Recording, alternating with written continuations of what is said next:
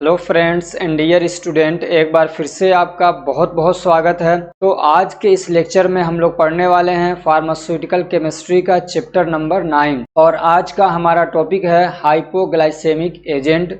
तो चलिए शुरू करते हैं। तो सबसे पहले हम लोग पढ़ेंगे कि इंसुलिन क्या होता है। इंसुलिन के बारे में चूंकि पूछ रखा है, तो इंसुलिन क्या है। तो इंसुलिन एक हार्मोन है। कहाँ से रिलीज होता है? पैनक्रियाज से।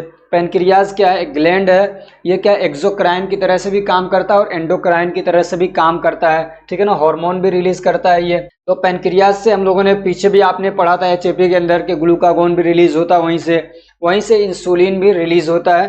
तो इंसुलिन क्या एक हार्मोन है और ये करता क्या है? ग्लूकोज के लेवल को, हमारे ब्लड के अंदर ग्लूकोज का लेवल कितना रहेगा उसको कंट्रोल करता है। मान लीजिए अगर ग्लूकोज का लेवल ज्यादा है तो फिर उसको ग्लाइकोजन में कन्वर्ट करवाता है, समझ रहे हैं। तो ग्लूकोज के लेवल को हमारे ब्लड के अंदर कंट्रोल करता है, रेगुलेट करता है, समझ रहे हैं। और क्या करता है? ये इसको यूटिलाइज करवाता है। क्या करवाता है? यूटिलाइज करवाने में हेल्प करता है। हमारी बॉडी के जो अलग अलग टिश्यूज हैं, आप कह सकते हैं जो सेल हैं, सेल के जरिए से उनको यूटिलाइज करवाता है। और उसमें भी अगर आप और डीपली जाएं तो सेल के अंदर घुसने में उनको हेल्प करता है, समझ रहे हैं। ग्लूकोज डायरेक्टली घुस नहीं सकता है सेल के अंदर। ये सेल मान लीजिए इसका सेल मेम्ब्रेन है, तो इसके घुसने में, ये मान लीजिए चैनल है, रास्ता है कोई, तो इसके घुसाने में, ग्लूकोज को अंदर घुसाने में इंसुलिन हेल्प करता है। फिर यहाँ जाके ग्लूकोज के अंदर पहुंचने के बाद फिर वहाँ पे टूटता है, एटीपी बनता है। तो एक अलग प्रोसेस है वो, समझ रहे हैं। तो इंसुलिन क्या है? बहुत ज़रूरी होता है ग्लूकोज के लेवल को कंट्रोल करने के लिए और उसके यूज होने के लिए सेल के जरिए से। अब एक टॉपिक है इंसुलिन प्रिपरेशन, और कई बार क्वेश्चन पूछा भी जाता है कि इंसुलिन प्रिपरेशन पे एक नोट लिखिए। तो ये क्या है? एक बहुत ही ज़्यादा कॉम्प्लेक्स प्रोसेस है, बहुत ही कॉम्प्लेक्स है, बहुत आसानी से क्या कहते हैं, मतलब इसको एक्सप्लेन नहीं किया जा सकता है। हाँ, उसका एक ओवरव्यू आपको मैं दे रहा हूँ कि इंसुलिन कैसे प्रिपेयर किया जाता है। लेकिन अगर आप पूरा मेथड पूछेंगे कि एक एक स्टेप, तो बहुत मुश्किल है और बहुत टफ भी है।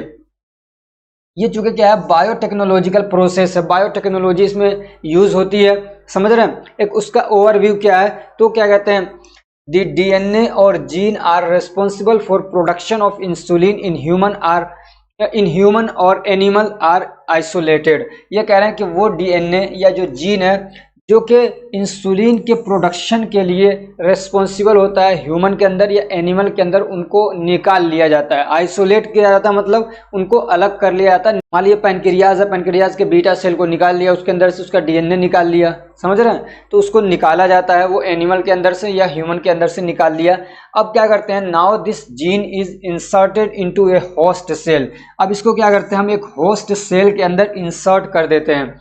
होस्ट सेल मतलब जैसे कि मान लीजिए कोई बीमारी आती है, जैसे कि मान लीजिए कोई बैक्टीरिया है, कोई वायरस है, वो हमारे अंदर आ जाता है और अपनी क्या है, अपना, और वो हमारे अंदर आ जाता है और इन्फेक्शन करता है, तो हम लोग उसके लिए क्या हो जाते हैं? होस्ट हो जाते हैं। ऐसे ही मान लीजिए मलेरिया है, तो मलेरिया का जो पैरासाइट है वो क्या करता है? मच्छर को इन्फेक्टेड करता है, तो मच्छर उसके लिए होस्ट हो जाता है, समझ रहे। तो ये समझिए कि जहाँ पे कोई दूसरी चीज जाके ग्रो हो रही है, कोई माइक्रो ऑर्गेनिज्म, तो वो क्या हो जाता है? उसके लिए होस्ट हो जाता है। ऐसे ही जिस बैक्टीरिया या जिस क्या कहते हैं ईस्ट या फंगस के अंदर हम लोग यहाँ पे, और है ये, और ठीक है ना, ऑफ नहीं, उस जिसके अंदर हम लोग उसको इंसर्ट कर रहे हैं उसको बोलेंगे होस्ट सेल, जिसके अंदर हम उसको ग्रो करवाएंगे, समझ रहे हैं ना। जिसके अंदर हम इंसुलिन को बनवाएंगे, जिस बैक्टीरिया या जिस ईस्ट के अंदर, तो उसको बोलते हैं होस्ट सेल। तो उस जीन को हमने क्या किया? होस्ट सेल के अंदर डाल दिया। अब ये बायोटेक्नोलॉजी का पूरा प्रोसेस होता है। मान लीजिए बैक्टीरिया है, इसके अंदर क्या है? उस जीन को इंसर्ट कर दिया, डाल दिया, ठीक है ना। ये बैक्टीरिया आपका, अब इसके अंदर डाल दिया। अब क्या होता है? Now the host cell are cultured. अब ये होस्ट सेल जो है उनको क्या किया जाता है? कल्चर किया जाता है। कल्चर करना एक पूरा प्रोसेस होता है। यानी मान लीजिए हमने कुछ बैक्टीरिया लिए जिनके अंदर हमने क्या है? जीन को डाल दिया। अब उनको कल्चर करते हैं, यानी उनको हम लोग उगा रहे हैं, होता है ना, क्या कहते हैं, कल्टीवेशन करते हैं, खेती करते हैं, वही समझिए कल्चर कर रहे हैं। अब इसमें होता क्या है कि बैक्टीरिया के ग्रो करने के लिए जो टेम्परेचर या जो न्यूट्रिएंट्स, जो भी चीज़ों की ज़रूरत होती हैं, वो सब उनको प्रोवाइड किया जाता है। मान लीजिए एक बर्तन के अंदर एक पूरा उसका एक बनता है कल्चर मीडिया, समझ रहे हैं, कल्चर मीडिया, उसके अंदर अगार डाला जाता है, उसके अंदर ग्लूकोज डाला जा रहा है, उसके अंदर क्या है, कुछ हॉर्मोन्स की अगर ज़रूरत है तो वो डाले जा रहे हैं, उसके अंदर क्या है, पीएच लेवल उसका मेंटेन किया जा रहा है। तो पूरा एक प्रोसेस है, पूरा एक ऐसा इन्वायरमेंट तैयार कर दिया जाता है जिसके अंदर बैक्टीरिया बहुत अच्छे से ग्रो कर सके। तो बैक्टीरिया उसमें ग्रो करता है, तो उसी को बोलते हैं कल्चर करना। तो वो कल्चर करा लिया गया, ठीक, ताकि वो क्या है ज्यादा हो जाए। जैसे हमने 10 लिए थे, मान लीजिए 10 बैक्टीरिया के अंदर जीन डाल दिया था, अब वो क्या हो रहा है 10 लाख हो गए, समझ रहे हो, बढ़ते हैं एकदम से। क्या होता है उनका मल्टीप्लीकेशन शुरू हो जाता है, वो समझ रहे हैं ना, उनका क्या है रिप्रोडक्शन एक तरीके से शुरू हो जाता है। अब क्या होता है when these host cell grow insulin also produces in them. अब ये जब क्या कहते हैं ये जो होस्ट सेल है बहुत सारे बन गए, अब जब ये ग्रो करते हैं बढ़ते हैं तो उनके अंदर इंसुलिन भी क्या होता है बनना शुरू हो जाता है, ठीक है ना। इंसुलिन भी उनके अंदर क्या होता है प्रोड्यूस हो रहा है, बन रहा है। When a sufficient amount of insulin produced, the host cells are harvested। अब ये कह रहे हैं कि जब sufficient amount में इंसुलिन बन जाता है, उसको चेक भी करते रहते हैं और ऑब्जर्व भी करते रहते हैं, ठीक है ना। तो देखते हैं कि इंसुलिन बन गया है, तो फिर क्या करते हैं अब हार्वेस्टिंग होती है। अब हार्वेस्टिंग मतलब ये कि जिस जगह पे उनको ग्रो कराया था वहां से उनको निकाल लेते हैं। फिर एक पूरा प्रोसेस होता है आगे कि इंसुलिन को क्या करते हैं हम लोग उनके अंदर से निकाल लेते हैं। फिर उसके बाद क्या होता है इंसुलिन का प्यूरिफिकेशन होता है, समझ रहे, जो उसके अंदर और दूसरे कंपोनेंट्स हैं उन सबको निकाला जाता है, प्यूरिफाई किया जाता है। फिर उसके बाद क्या है इस प्यूरिफाई इंसुलिन को क्या है फॉर्मुलेटेड किया जाता है, समझ रहे हैं ना। अब उनके अलग अलग डोज बना लेते हैं, समझ रहे हैं। इंसुलिन को अलग अलग डोज के अंदर क्या है यानी वायल्स के अंदर उनको रख दिया, एम्प्यूल के अंदर रखना है तो एम्प्यूल के अंदर रख दिया। तो जो भी अब तरीका उसका, या पेन्स बनते हैं तो पेन बना लिया, समझ रहे, तो उस तरीके से उसको क्या है डोज बना के रख लिया जाता है। तो ये इसका पूरा प्रोसेस होता है इंसुलिन प्रिपरेशन का। अब इसमें आप देखेंगे कई बुक्स के अंदर वो टेढ़े मेढ़े से स्ट्रक्चर बना रखे हो, आपको समझ में नहीं आएगा, उसके चक्कर में न पड़ना। अगर एग्जाम में आए तो यही लिख देना आप, ठीक है ना, आराम से आपको फुल मार्क्स मिल जाएंगे। अब हम लोग आते हैं मेन टॉपिक के अंदर जो कि आपको पढ़ना था, और ये क्वेश्चन काफ़ी ज़्यादा और ये जो टॉपिक है ये इम्पोर्टेंट है, ठीक है ना। अब क्यों इम्पोर्टेंट है, एक तो एग्जाम की वजह से भी है, और एक देख रहे हैं हर घर के अंदर क्या, या तो क्या कहते हैं हाई ब्लड प्रेशर वाले लोग हैं, या तो क्या है डायबिटीज़ के पेशेंट हैं, शुगर वाले हैं, तो इसलिए ये आपके लिए पढ़ना बहुत ज़रूरी है, ठीक है ना। हाइपोग्लाइसेमिक एजेंट क्या पढ़ेंगे हम लोग, हाइपोग्लाइसेमिक एजेंट। तो जो दवाएं डायबिटीज मेलाइटिस को ठीक करने के लिए यूज की जाती हैं उनको बोलते हैं हाइपोग्लाइसेमिक एजेंट। हाइपोग्लाइसेमिया, एक होता है हाइपरग्लाइसेमिया। क्या है हाइपरग्लाइसेमिया, ठीक है ना। अब ग्लाइसेमिया से आप समझिए कि इसका मतलब समझिए कि शुगर का लेवल बढ़ गया। अब ये हाइपर है तो ज्यादा हो गया, हाइपो है तो कम हो गया। अब जो चीजें उस शुगर के लेवल को कम करें उसको बोलेंगे हाइपोग्लाइसेमिक एजेंट। बच्चों को कंफ्यूजन हो जाता है। हाइपरग्लाइसेमिया एक कंडीशन है, बीमारी है, किसी को हो सकती है, और जो दवाएं उस हाइपर कंडीशन को यानी हाइपरग्लाइसेमिक कंडीशन को ठीक करने के लिए यूज होती हैं उसको बोलेंगे हाइपोग्लाइसेमिक एजेंट। क्या बोलेंगे, हाइपोग्लाइसेमिक एजेंट। आप उनको एंटी डायबिटिक ड्रग भी कह सकते हैं, क्या बोल सकते हैं, एंटी डायबिटिक ड्रग्स भी बोल सकते हैं, यानी जो डायबिटीज को ट्रीट करने के लिए दवाएं यूज होती हैं, समझ रहे ना। डायबिटीज सिर्फ ना लिखिएगा, जब भी आए तो आप लिखेंगे डायबिटीज मेलाइटस। क्या लिखेंगे, डायबिटीज मेलाइटस लिखिएगा, ठीक है। अब इसकी क्लासिफिकेशन देख लेते हैं हम लोग हाइपोग्लाइसेमिक एजेंट की। हाइपोग्लाइसेमिक एजेंट आपको समझ में आ गया। सबसे पहला क्या है, सल्फोनाइल यूरिया। क्या है, सल्फोनाइल यूरिया। तो इसके एग्जांपल्स हैं टोलब्यूटामाइड, ग्लीबेंक्लामाइड और क्या है ग्लीमेपिराइड, ठीक है, ये 3 एग्जांपल्स हैं। तो ये क्या करते हैं, तो दे स्टिमुलेट रिलीज ऑफ इंसुलिन। ये क्या करते हैं, पैनक्रियाज से ज्यादा इंसुलिन को रिलीज करवाते हैं। क्या करेंगे ये याद रखिएगा, सल्फोनाइल यूरिया क्या करते हैं, इंसुलिन का प्रोडक्शन बढ़वा देते हैं पैनक्रियाज के जरिए से, ठीक है। दूसरा है बिगुआनाइड, काफी ज्यादा इंपॉर्टेंट है, ये दवा खूब चलती है, कौन सी, मेटफॉर्मिन। क्या है, मेटफॉर्मिन, मेटफॉर्मिन याद कर लो, मेटफॉर्मिन। इसी के बारे में स्पेसिफिकली भी क्वेश्चन पूछा जा चुका है, और ये क्या है बहुत ज्यादा चलने वाली दवा है मेटफॉर्मिन। तो ये क्या करता है, they increase the insulin action. ये क्या करता है, इंसुलिन के यानी ये जो क्लासिफिकेशन की दवाएं हैं मेटफॉर्मिन, फेनफॉर्मिन, बिफॉर्मिन, ये क्या करते हैं इंसुलिन के एक्शन को बढ़ा देते हैं, यानी किसी वजह से इंसुलिन अपना काम नहीं कर पा रहा। हाँ एक चीज और, ये जो क्या कहते हैं जो डायबिटीज है इसके बारे में क्वेश्चन पूछा जा चुका है कि डायबिटीज का क्लासिफाई करिए डायबिटीज को। तो मेनली 2 टाइप के डायबिटीज होते हैं, एक होता है टाइप 1 और एक होता है टाइप 2। एक होता है टाइप 1 और एक होता है टाइप 2। तो टाइप 1 डायबिटीज के पेशेंट ऐसे होते हैं जिनके अंदर इंसुलिन या तो बन ही नहीं रहा है या तो बहुत थोड़े अमाउंट में बन रहा है। टाइप टाइप 1 वाले जो पेशेंट हैं, ठीक है ना, डायबिटीज जो टाइप 1 का है, उसमें क्या होगा, जो पेशेंट है उनके अंदर इंसुलिन या तो बिल्कुल बन नहीं रहा है या बहुत थोड़ा बन रहा है, जो काम नहीं कर पा रहा है। और टाइप 2 वाले जो होते हैं उनके अंदर इंसुलिन तो बन रहा है, इंसुलिन क्या है, बन रहा है, लेकिन वो किसी वजह से अपना काम नहीं कर पा रहा है। समझ रहे हैं, इंसुलिन तो क्या है, बन रहा है भरपूर मात्रा में, लेकिन क्या है, वो अपना काम नहीं कर पा रहा है, किसी दूसरी वजह से ग्लूकोज का लेवल बढ़ जा रहा है। मान लीजिए मेटाबॉलिक डिसफंक्शन हो रहा है, मेटाबोलाइज नहीं हो पा रहा ग्लूकोज, समझ रहे हैं, या इंसुलिन अपना काम करने जा रहा है, उसको रोक दिया जा रहा है किसी वजह से, बहुत सारे हो सकता है कोई डिसफंक्शन आ गया हो। तो ये वाली जो कंडीशन होती है वो होता है टाइप 2। ज्यादातर जो पेशेंट होते हैं वो टाइप 2 वाले होते हैं, ज्यादातर जो पेशेंट होते हैं वो टाइप 2 वाले होते हैं। और ये जो टाइप 1 वाला जो टाइप 1 वाले पेशेंट होते हैं, ये मतलब ना ज्यादातर कम एज वालों को होता है। टाइप 1 वाला जो है, टाइप 1 डायबिटीज जो है, टाइप 1 डायबिटीज मेलाइटस, वो किनको होता है, ज्यादातर कम एज वालों को होता है। पता चल रहा है कि 20-25, पता चल रहा है कि 30 से पहले वालों को होता है ज्यादा, लेकिन वो क्या है, समझ लिए 5 से 10% के अंदर ही हैं टाइप 1 वाले। और वो होते हैं इंसुलिन डिपेंडेंट, उनको इंसुलिन का इंजेक्शन लगाना पड़ता है, बार बार लेना पड़ता है, क्योंकि उनके अंदर इंसुलिन बन ही नहीं रहा है। और ये वाले जो होते हैं, इनके कोई जो क्या कहते हैं, जो टाइप 2 वाले होते हैं, उनको दवाओं से काम चला दिया जाता है, क्योंकि इंसुलिन है, इंसुलिन काम नहीं कर पा रहा है, तो ऐसी दवा दे रहे हैं जो इंसुलिन के एक्शन को बढ़ा दे रहा है। समझ रहे हैं, या इंसुलिन पैनक्रियाज सही है, इंसुलिन थोड़ा कम, थोड़ा बहुत किसी वजह से रिलीज नहीं हो पा रहा है, तो क्या करते हैं, उसके रिलीज को बढ़ा दे रहे हैं। समझ रहे हैं ना, तो ये सब जो क्या है, ये और ये जो दवाएं हैं ये ज्यादातर ऐसी ही हैं, ये जो दवाएं हैं ये ज्यादातर ऐसी ही हैं जो टाइप 2 के पेशेंट को दी जाती हैं। समझ में आ गया, टाइप 2 जिसमें इंसुलिन है तो, लेकिन वो काम नहीं कर पा रहा है, ठीक है ना, तो उस वाले को, या कोई मेटाबॉलिक फंक्शन है या कुछ भी है जिसकी वजह से ग्लूकोज का लेवल बढ़ रहा है, तो उनको ये सब दवाएं दी जाती हैं जरूरत के हिसाब से, ठीक है। तो दो क्लासिफिकेशन हो गया, सल्फोनाइल यूरिया और बिगुआनाइड्स, यही दो मेन है, समझ रहे हैं ना। अब ये नई नई कुछ और भी आ गई हैं। तो एक क्या है, मेग्लिटिनाइड, क्या है, मेग्लिटिनाइड एनालॉग्स, तो इसके एग्जांपल क्या है, रेपाग्लिनाइड्स, क्या है, रेपाग्लिनाइड्स और नेटिग्लिनाइड, क्या है, रेपाग्लिनाइड और नेटिग्लिनाइड। तो ये क्या करते हैं, they directly stimulate the pancreas to release the insulin, ये भी क्या करते हैं, डायरेक्टली क्या है, पेनक्रियाज से इंसुलिन को रिलीज करवाते हैं। चौथा है थायाजोलिडीन, ऐसे याद करिए, थायाजोलिडीन डाइऑन्स, क्या है, थायाजोलिडीन डाइऑन्स। अब अगर आपने चौथा चैप्टर पढ़ा होगा केमिस्ट्री का तो आराम से इसको समझ जाएंगे। डाइऑन्स क्या होते हैं, इसका भी मैंने एक जगह एक्सप्लेन कर दिया था, दो ऑक्सीजन लगे हुए हैं डाइऑन्स हो जाते हैं। और थाया किसको बोलते हैं और कैसे ये डाइइन कब आता है, ये सारी चीजें मैंने बताया था उसके अंदर। तो इसके एग्जाम्पल क्या है, तो इसके एग्जाम्पल्स हैं रोजेग्लिटाजोन और पियोग्लिटाजोन, रोजेग्लिटाजोन और पियोग्लिटाजोन। तो ये क्या करते हैं, they decrease the blood sugar level without increasing the insulin secretion. ये क्या करते हैं, ये मतलब दूसरे तरीके से, कोई दूसरी तरीके से क्या करते हैं, ब्लड के अंदर से शुगर लेवल को कम करते हैं, इंसुलिन का सिक्रेशन वगैरह नहीं बढ़ाते हैं ये, ठीक है।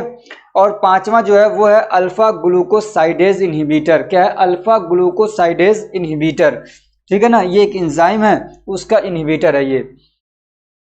इसके एग्जाम्पल्स क्या हैं, मिगलिटोल और क्या है, वोगलीबोज और क्या है, ए कार्बोज, ठीक है ना, ये सब काफी यूज होती हैं, वोगलीबोज और ए कार्बोज या मिगलिटोल। तो ये क्या करते हैं, ये जो मतलब दवाएं हैं जो इनहिबिटर हैं, they inhibit the digestion of carbohydrate, ये कार्बोहाइड्रेट के डाइजेशन को ही रोक देते हैं, क्या करते हैं, कार्बोहाइड्रेट के डाइजेशन को रोक देते हैं। अब जो कार्बोहाइड्रेट डाइजेस्ट नहीं होगा, मैंने आपको पीछे पढ़ाया, अगर वो डाइजेस्ट ही ना हो या एब्जॉर्ब ही ना हो तो ब्लड के अंदर वो पहुंचेगा नहीं, जब ब्लड के अंदर पहुंचेगा नहीं तो ब्लड में ग्लूकोज का लेवल बढ़ेगा नहीं, समझ रहे। तो ये इस तरीके से ग्लूकोज के लेवल को कम करते हैं, ये इस तरीके से ग्लूकोज के लेवल को कम करते हैं, ठीक है ना, कार्बोहाइड्रेट के डाइजेशन को ही रोक देते हैं। तो आपके सिलेबस में ये ड्रग्स दे रखे हैं जो पढ़ने के लिए, जो एग्जाम्पल्स हैं, तो क्या है, इसमें मेटफॉर्मिन है और इसका स्ट्रक्चर भी देखना है आपको, ग्लिबेंक्लामाइड इसका भी स्ट्रक्चर देखना है, और क्या है, ग्लिमेपिराइड है, पियोग्लिटाजोन है, रिपाग्लिनाइड है, ग्लिफ्लोजिन है और ग्लिप्टिन्स है, ठीक है। तो ये है आपका मेटफॉर्मिन, केमिकल नेम और इसका स्ट्रक्चर है ये, ठीक है ना, ये केमिकल नेम और इसका स्ट्रक्चर, इसको प्रैक्टिस कर लीजिएगा। अब ये स्टेबिलिटी और स्टोरेज कंडीशन जो पुराना वाला है वही यहाँ पे भी है, ठीक है ना, सेम वही है, वो कुछ बदलना नहीं है आपको। अब ये जो मेटफॉर्मिन है उसके अलग अलग पॉपुलर ब्रांड नेम हो सकते हैं, अलग अलग एरिया के अंदर अलग अलग चलते हैं, समझ रहे हैं। कोई कंपनी किधर जाके इस्टेब्लिश हो जाती है कि किसी कंपनी की दवाएं किसी साइड में ज़्यादा बिकती हैं, तो अब ये होता है कि कौन सा डॉक्टर किसको क्या है मतलब सपोर्ट कर रहा है, किससे ज़्यादा पैसे कमा रहा है कौन सा डॉक्टर, ये इस पर डिपेंड करता है, समझ रहे हैं। तो एक एग्जाम्पल याद कर लीजिए, फोर्टामेड, ठीक है, और ये ग्लिबिमक्लामाइड है और इसका ये स्ट्रक्चर है, ठीक है ना, ये ग्लिबिमक्लामाइड है और इसका ये स्ट्रक्चर है। इसको आप तैयार कर लीजिएगा, 2-3 बार बना लीजिएगा। अब इसका एक क्या कहते हैं एक पॉपुलर ब्रांड नेम याद कर लीजिए, तो क्या है, डाईबेटा, क्या है, डाईबेटा, और क्या है, ग्लिपिमिराइड्स, और क्या है, ग्लिमेपिराइड है, तो उसका एक पॉपुलर ब्रांड नेम है अमारिल, ठीक है ना, अमारिल याद कर लीजिए। अब जो पढ़ना था ना आपको, मेन चीज़ें वही थी, आपने पढ़ लिया, बाकी ये सारी चीज़ें तो बस क्या है, कुछ बच्चे कहते हैं सर सब कुछ पढ़ाइए, तो ये सब करना पड़ता है, वरना तो कोई कुछ है नहीं इसमें, ठीक है ना। अब जो पियोग्लिटाजोन है इसका क्या है पॉपुलर ब्रांड नेम एक्टोज याद कर लीजिए। रिपाग्लिनाइड है उसका याद कर लीजिए एनीग्लिड, क्या है, एनीग्लिड, ठीक है। ये ग्लिफ्लोजीन है और क्या है, ये ग्लिप्टिन्स है, इनके आप याद कर लीजिए। और ये जो क्या कहते हैं आपका ग्लिप्टिन्स है, इसका ये याद कर लीजिएगा, ये सीटाग्लिप्टिन या जेनूविया, क्या है, जेनूविया, ठीक है ना। एक क्वेश्चन एक आध बार शायद पूछा था, याद नहीं आ रहा है, ठीक है ना। तो ये क्या है, ग्लिप्टिन्स, तो उसका एक पॉपुलर ब्रांड नेम क्या है, जेनूविया, ठीक है। अब इंपॉर्टेंट क्वेश्चन देख लेते हैं हम लोग, तो क्या क्वेश्चन पूछे जा सकते हैं और कौन से पूछे जाते हैं। तो एक क्लासीफाई हाइपोग्लाइसेमिक एजेंट, ठीक है ना, सीधे क्लासिफिकेशन, क्लासीफाई हाइपोग्लाइसेमिक एजेंट, उसके बाद है define hypoglycemic agent and give example. Hypoglycemic agent क्या होते हैं उनको डिफाइन करिए, तो ये भी आपने समझ लिया कि जो शुगर लेवल को कम करने के लिए दवाएं दी जाती हैं। और क्या गिव एग्जांपल से एग्जांपल आप कई सारे याद किए हैं या उसको यहाँ पे डाल दीजिएगा। Define and classify diabetes, define के डायबिटीज क्या होता है बता देंगे आप, ब्लड के अंदर जब शुगर का लेवल बढ़ जाता है तो उसको बोलते हैं डायबिटीज, ठीक है ना। अब ये देखो एक चीज़ यहाँ पे और मैं आपको बता दूं, ये जो ब्लड शुगर लेवल होता है, ये इसका जो टेस्ट होते हैं ना, अलग अलग तरीके के बहुत सारे टेस्ट हैं इसके। एक होता है रैंडम ब्लड शुगर लेवल, ठीक है ना, RBS जिसको बोलते हैं, RBS रैंडम ब्लड शुगर। तो ये मतलब कितना अगर रहे, कितना 160 के अंदर है, अगर 160 के अंदर है, उससे बाहर नहीं निकल रहा है, ठीक है ना, 160। अब ये अलग अलग ना जो मतलब रिपोर्ट बनाने वाले होते हैं, ये अलग अलग लोगों की रिसर्च हैं, उनके हिसाब से क्या ये अलग हो सकता है, लेकिन मतलब नॉर्मली ज़्यादातर मैं अपने एरिया में जो देख रहा हूँ तो वो यही रहता है 160, ठीक है ना। इससे अगर अंदर है तो मान लेते हैं कि मतलब किसी हद तक क्या है, नॉर्मल है। और अगर इसके बाहर निकल रहा है, इसके क्या है, बाहर निकल रहा है, यानी कि 65 हो रहा है, 70 हो रहा है, 80 हो रहा है, 200 तक जा रहा है, 300, 400 रैंडम की बात कर रहे हैं, तो फिर क्या है, उसको बोलते हैं हम लोग हाइपरग्लाइसेमिया है इसको, ठीक है ना, ये डायबिटीज का पेशेंट है। अब ये एक चीज़ और, रैंडम ब्लड शुगर लेवल का मतलब ये कि एक तो आपने देखा होगा कि पहले उसको क्या है, खाली पेट वैसे ही एक टेस्ट होता है, एक होता है कि उसको फिर खाने के बाद टेस्ट करते हैं। इसमें ऐसा कुछ नहीं है, आप किसी भी कंडीशन में गए, एकदम से थोड़ा सा ब्लड लिया, समझ रहे हैं, बहुत आसान सा मेथड है इसका। इसके क्या है, किट आते हैं, ऐसे ही आपको आता है, ऐसे पंच किया, थोड़ा सा एक बूंद उससे भी कम ब्लड निकलता है, एक क्या कहते हैं टिप सी रहती है, और उसका जो किट है उस पर मतलब सेंसर लगा रहता है, उस पर ब्लड लगाया और उसको मशीन के अंदर लगाते हैं, किसी दिन आपको दिखाऊंगा, मशीन के अंदर लगा दिया, फिर क्या कुछ ही सेकंडों में बता देता है भाई इसका ब्लड शुगर लेवल कितना है, ठीक है ना। उसकी जो पत्ती होती है, वो जो किट है, वो 25-30 रुपये का आता है, उसी का पैसा लगता है, बाकी तो क्या कहते हैं सारी चीज़ें। और वो मशीन भी क्या है, 500-600 की इतनी ही आती है, समझ रहे हैं ना। तो बहुत आसान सा वो है। तो डिफाइन एंड क्लासीफाई डायबिटीज़, ठीक है ना। तो आप उसमें ये भी जब डिफाइन करेंगे कि ब्लड शुगर लेवल कितना होता है, तो आप उसमें ये भी बता दिए, रैंडम वाला बता दीजिएगा, बाकी और भी जो अलग अलग हैं आप सेकेंड ईयर में पढ़ेंगे उसको, ठीक है। आगे है right A note on metformin. Metformin क्या है उसके ऊपर आपको एक नोट लिखना है, सिंपल सा है, right the preparation of insulin. अब इसके बारे में जैसे नोट मांग लिया, तो आप तो पहले के ग्लाइसेमिया को ये ठीक करने के लिए, मतलब ये कि हाइपर ग्लाइसेमिया कंडीशन को ट्रीट करने के लिए यूज होता है, थोड़ा बहुत और लिखेंगे इसके। फिर क्या करेंगे, तो आप उसका स्टोरेज कंडीशन लेके आइए, उसमें आप 4-5 पॉइंट जोड़ दीजिए, 5 तो मैंने बताए, 1-2 आप अपनी तरफ से जोड़ दीजिए। फिर उसके में उसके फॉर्मुलेशन बता दीजिए भाई इसके क्या क्या फॉर्मुलेशन आते हैं। फिर उसका आपने 1-2 क्या कहते हैं पॉपुलर ब्रांड नेम लिख दिया, एक तो आप इसी को डाल देंगे, नहीं आ रहा है एक इसी को डाल दीजिए, ठीक है ना, एक अपने हिसाब से कोई बना दीजिए, एक अगर याद है तो उसको डाल दीजिए। तो इस तरीके से आप कर देंगे इसको। Right the preparation of insulin, ये क्वेश्चन पूछा जा चुका है, ठीक है ना। प्रिपरेशन ऑफ इंसुलिन कैसे करते हैं, तो ये जो आपका टॉपिक था यहीं पे कंप्लीट हो रहा है। अगर ये हमारी कोशिश आपको अच्छी लग रही है तो वीडियो को लाइक करिए, हमें सपोर्ट करिए। उसका तरीका ये है कि आप हमारे क्या कहते हैं परमानेंट मेंबर बन सकते हैं। बहुत थोड़ा सा अमाउंट है 29 रुपीज़ का, उसके ज़रिए से आप हमें क्या सपोर्ट कर सकते हैं। और भी ज़्यादा है उसमें, लेकिन आप इतने से कर दें मंथली तो भी बहुत है, क्योंकि आप भी स्टूडेंट हैं। हाँ, जो लोग फाइनेंशियली स्टेबल हैं उनके लिए है, बाकी जो लोग फाइनेंशियली स्टेबल नहीं हैं तो कोई कंपलसरी नहीं है। वीडियोस हमारी सबके लिए हैं, सब लोग इससे फ़ायदा उठाएं।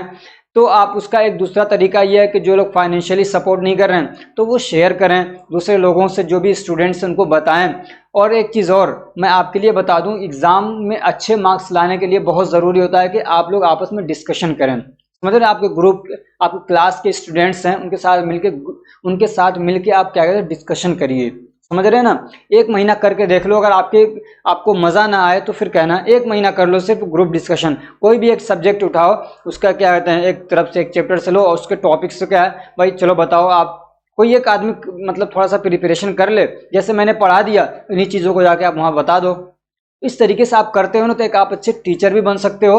आपको बोलने की जो हैबिट है ना वो बहुत अच्छी हो जाएगी। आप किसी भी स्टेज पे खड़े होना चाहोगे आराम से खड़े होकर बात कर सकते हो। वरना देखा मैंने बड़े बड़े डायरेक्टर्स होते हैं, खड़े होकर बात नहीं कर सकते हैं, वो कैमरे के सामने आते कांपने लग जाते हैं, माइक हाथ में लेते हुए आवाज़ बंद हो जाती है, रोंगटे खड़े हो जाते हैं, पैर ऐसे डगडगाने लगता है उनका।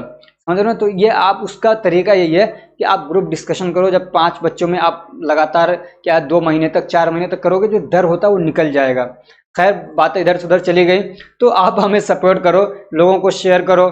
लोगों को मतलब नहीं, जो स्टूडेंट्स हैं जो पढ़ने वाले इंटरेस्टेड हैं उनको आप शेयर करो। और अभी तक अगर आपने हमारे क्या कहते हैं टेलीग्राम ग्रुप को ज्वाइन नहीं किया, उसको ज्वाइन कर लीजिए, लिंक आपको डिस्क्रिप्शन में मिल जाएगी। हमारा व्हाट्सएप चैनल है उसको ज्वाइन कर लीजिए, हमारा क्या कहते हैं इंस्टाग्राम पेज है उसको ज्वाइन कर लीजिए। और इसके अलावा नोटिफिकेशन के बटन को भी दबा दीजिए, ताकि जब भी मैं लाइव आऊँ या कोई वीडियो अपलोड करूँ तो आपको उसकी नोटिफिकेशन जल्द से जल्द मिल जाए और आप उससे क्या है पूरा फ़ायदा उठा सकें। Thank you so much for watching.